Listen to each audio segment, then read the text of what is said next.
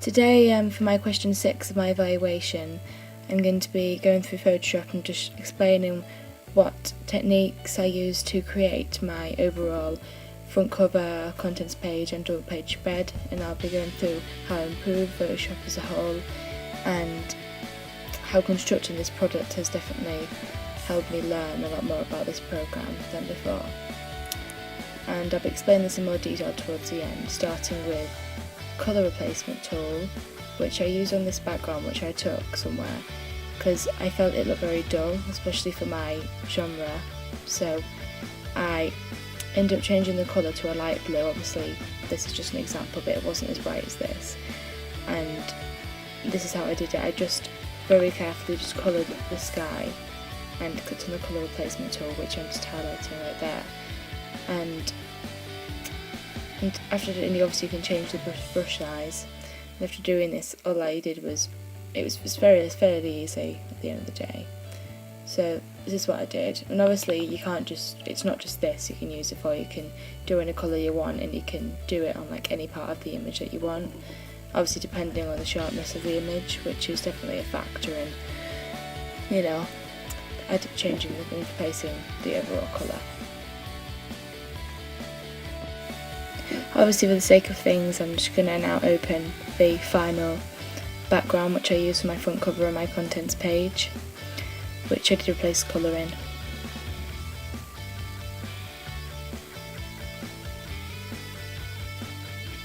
And this is it right here. Obviously it's quite subtle, and you know, when I put the images in front of it you couldn't really tell you know, that I'd edited it, and a lot of people did say this, so in my opinion that's a good thing. Now we're just going to move on to my main images and how I edit those.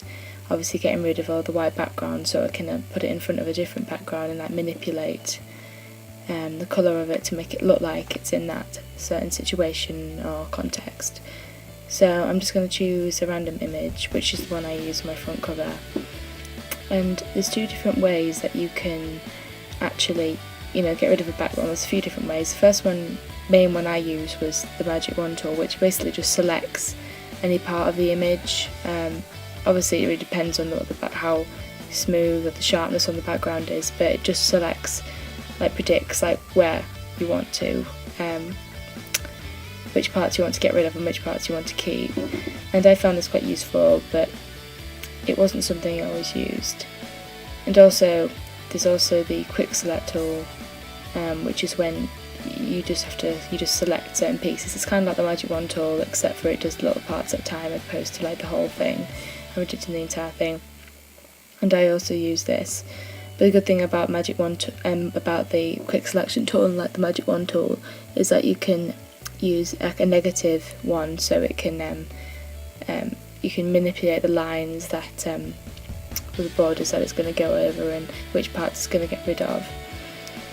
And obviously like another one I used just for like to get rid into all the nook and crannies, if those bits that the quick selection or the magic wand couldn't get, was just a simple eraser, and I use this quite a lot, especially if I had some really difficult images that I had to get the background off. I used to use the eraser quite a lot. It's quite a lot more time consuming than the others, but it definitely helped in creating my final product, or you know, preparing my images for my final products. Obviously now I'm just going to open you know, a bridge edited version of that picture. This isn't the one I use, I edited it a bit more, but this is just for the sake of this video. I'm just going to put it in here and just show you what it would look like as this background. And obviously, like I said, I did go over the hair very carefully to make sure that it looked a bit more realistic, like it was, and my model was in that setting. It was quite difficult, but it was something I managed to overcome, and it was very time consuming, but at the end of the day it was worth it. And now I'm just going to go through a few of the tools that I used while I was doing this. The first one being the text tool, which is obviously, this is just a basic tool, but I use this obviously for like all of my images and on my different products, because obviously it's essential. and it's very easy to add text, but you can move it around, you can change the colour, you can change the font. It's very easy to do so, and you can obviously make it bigger. It's quite, quite simple and quite easy in the sense. Now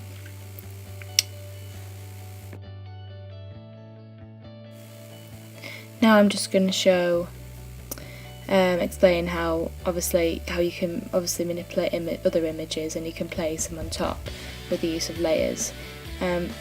The layers are a very simple tool to use. Obviously it's quite essential that you know how to use them for these kind of programs, but all you do is you just, every time you place a new photo, it adds a new layer.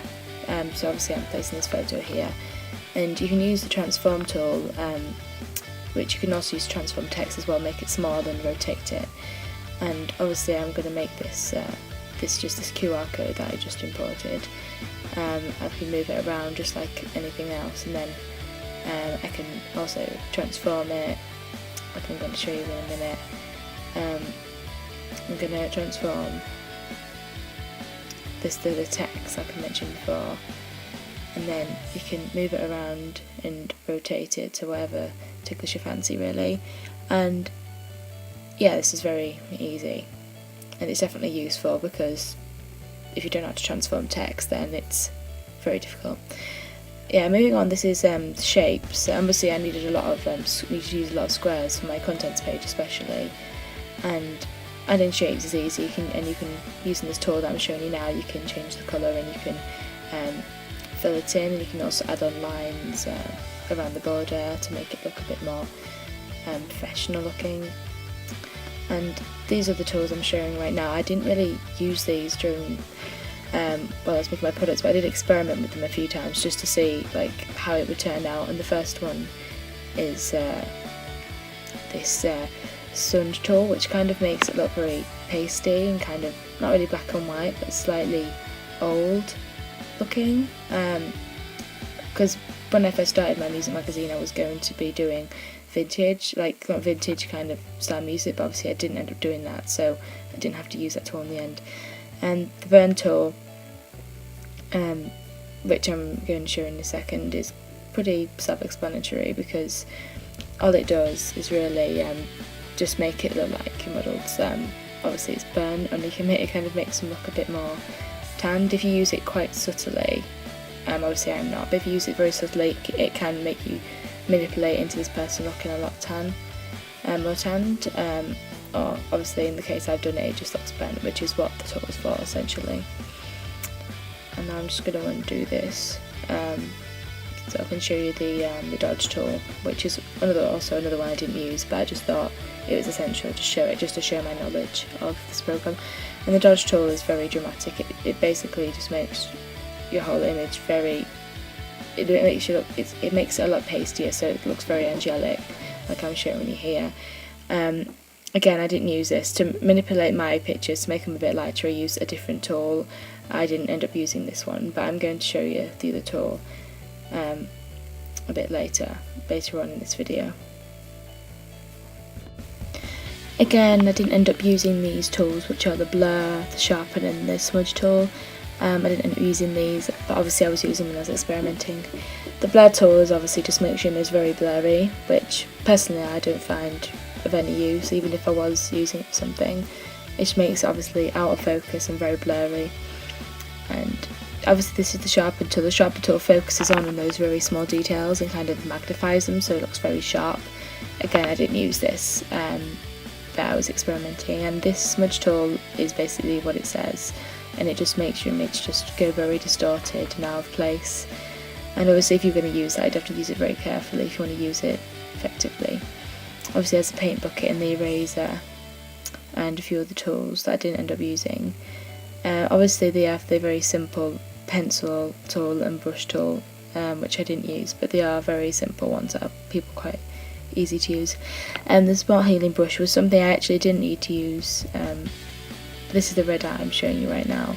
I didn't have to do this because I didn't use a very harsh flash on my images, so I didn't end up having to use this. Obviously you can see I'm trying to get this right because I didn't use this tool, so I didn't even plan on using it after taking my photos. So obviously I'm not very experienced in using this eye tool, but basically it just kind of copies the colour of your eye and kind of colours up the red, if there was a red like hue to it, obviously from the flash.